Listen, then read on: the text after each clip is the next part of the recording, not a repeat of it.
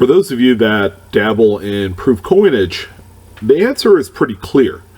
For a lot of the new guys, okay, this is a back to basics series episode where we look at proof coins. A lot of the modern dated proof coins are some of the more affordable, lowest mintage coins that one can buy for next to nothing.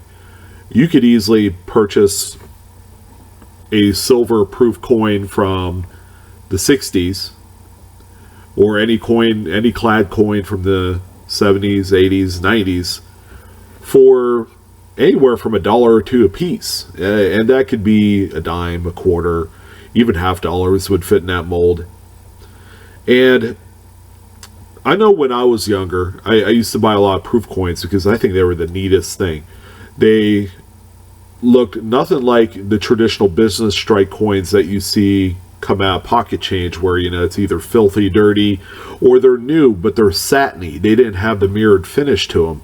So it very much gained a lot of my my interest during that time when it came down to collecting on a budget. Now, proof coins are a special finish that is precipitated upon the treatment of the dies. What mint employees do is they polish the dies super fine, so that way when they strike with that high pressure, you're going to get the mirrored finish. Now, as we progress through the years, okay, technology gets better. The overall quality and processes and procedures get a lot better as well.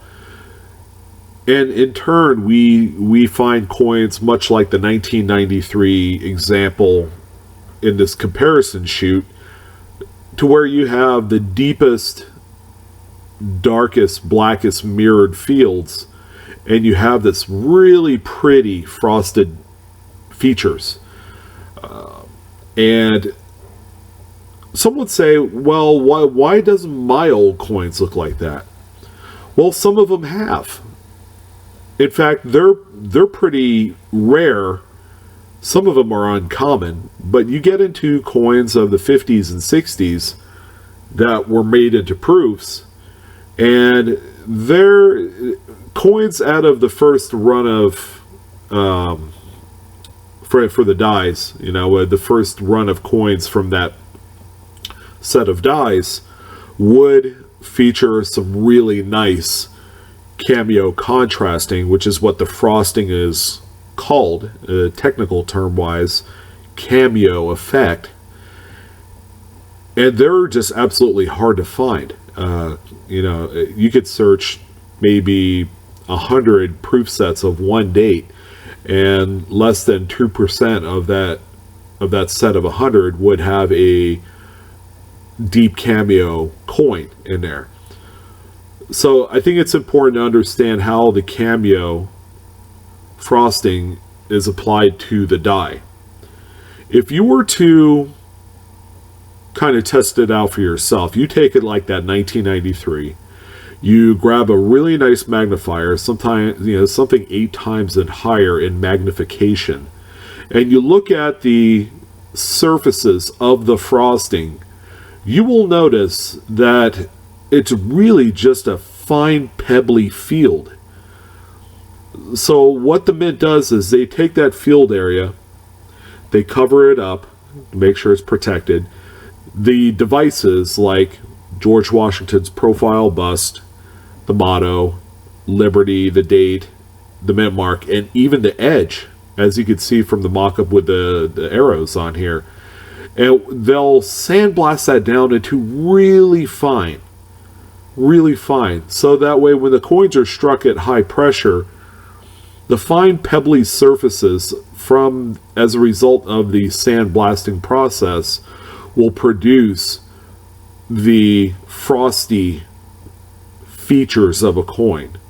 I hope that kind of helps spell out, illustrate, without showing you pictures of diagrams and all that sort of stuff, help you understand exactly how the frosted devices show up on a coin.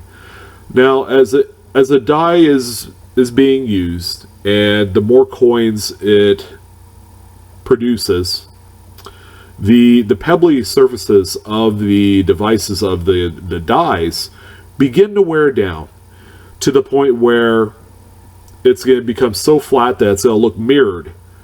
For example, the 1963 that you see profiled in this comparison. So after a while, at one point, the die that struck that 1963,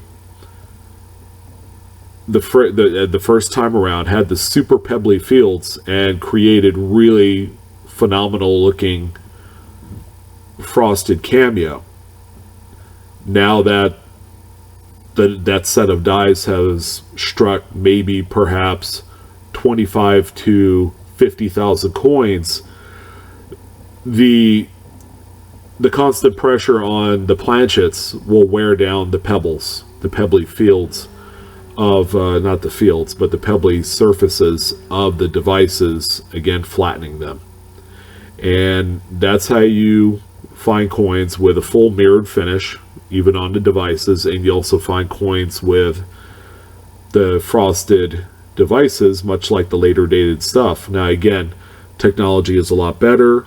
Mint employees are much more discerning when it comes to detail, so they'll probably refinish the dies maybe every 10,000 strikes today, whereas back in the heyday 30, 40, 50 years ago, they would probably go through 50,000 coins before they did such a thing. Which is why coins of an earlier date during the 50s and 60s, like I had alluded to, sells for many thousands of dollars with a full cameo contrast.